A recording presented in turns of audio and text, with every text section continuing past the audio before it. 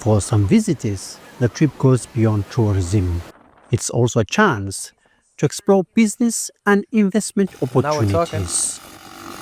What I've noticed here in Somalia is that, for instance, mobile internet, it's very cheap. It's like for, I think, $5 you can get a lot of data. So people have smartphones, they can leapfrog. You can develop applications, Okay. for people for education, So guys, despite all the bad press that Somalia has been receiving, this has still not stopped the tourism level going up, a huge rise despite bad press. And let's just react to this video. Beautiful beaches, boat rides, and seafood on one of Africa's longest coastlines.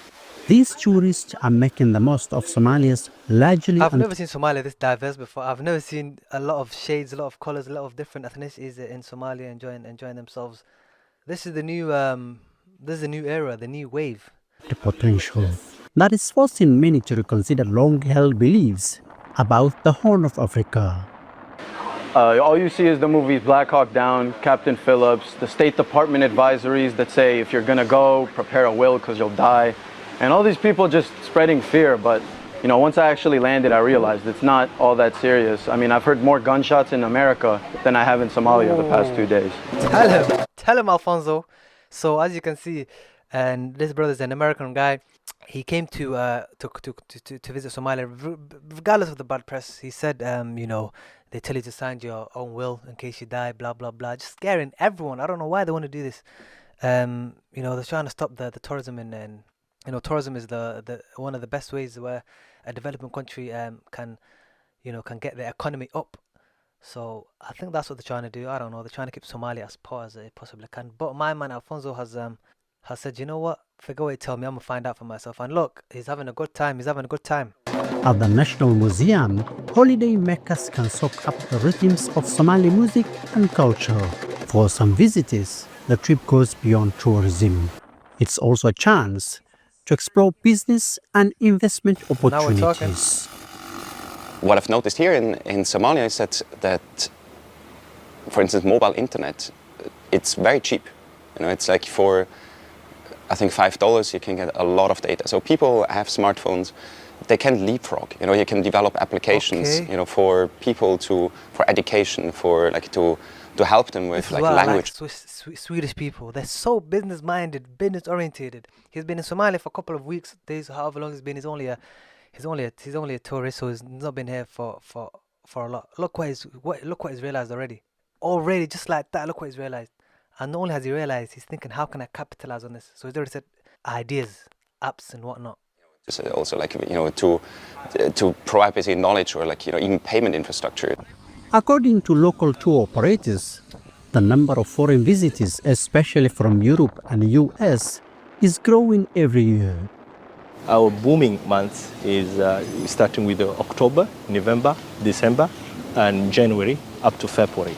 Somalia. That understandable, because those are the winter months for majority of the Western countries. So when the winter months come, they go over there in Somalia, where the weather is very cool, very nice, very relaxing, and then they'll enjoy their time there whilst the sun is up.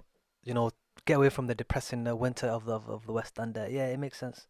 In the United Nations World Tourism Organization in 2017, and the government says it is working to revive the sector and persuade international tourists to add it as a holiday destination by 2030.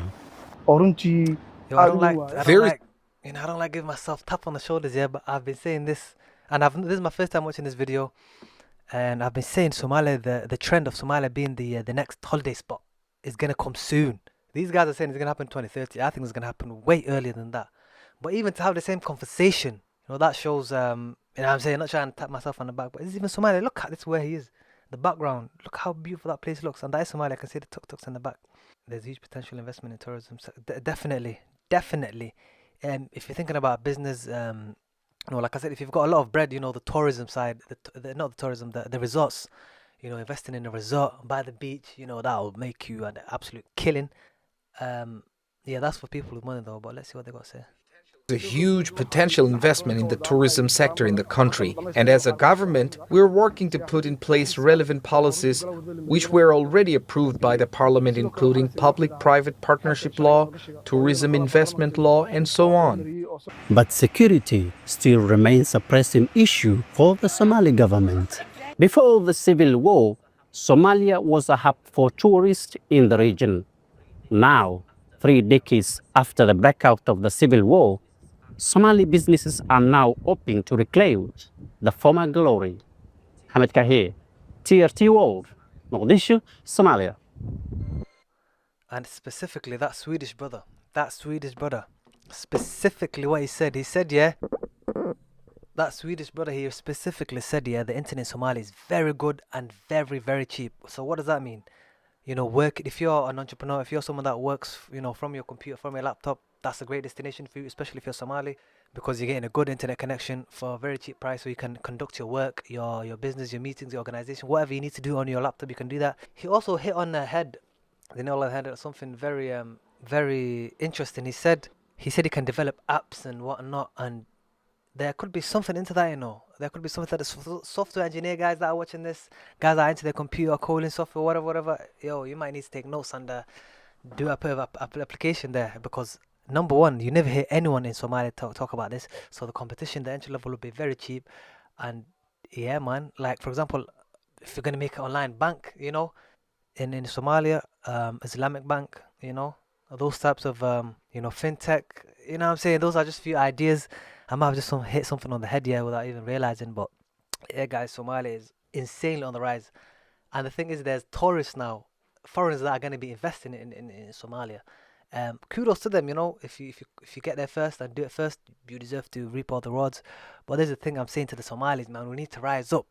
You know what I'm saying? We need to be those that are investing. You know, everyone is welcome to invest. I can't lie. If this helps the country in the long run, it will pump into the economy. But you know what I'm saying? The Somalis need to be the ones that should be on the front line investing.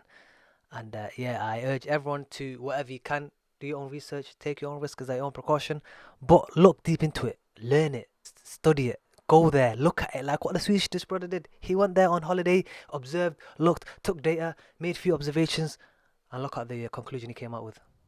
And then what can he do after the conclusion? Make apps, blah, blah, blah, blah. You know, guys, make sure you click the link below. Make sure you hit the like button, subscribe. That will really help out the channel. I'm trying to create a big Somali diaspora community. There's none on the internet. I'm trying to make this the first and the biggest it possibly can. Click the link below. It will take you to a Patreon link, and you can become a Patreon member. There is the price of a coffee, guys.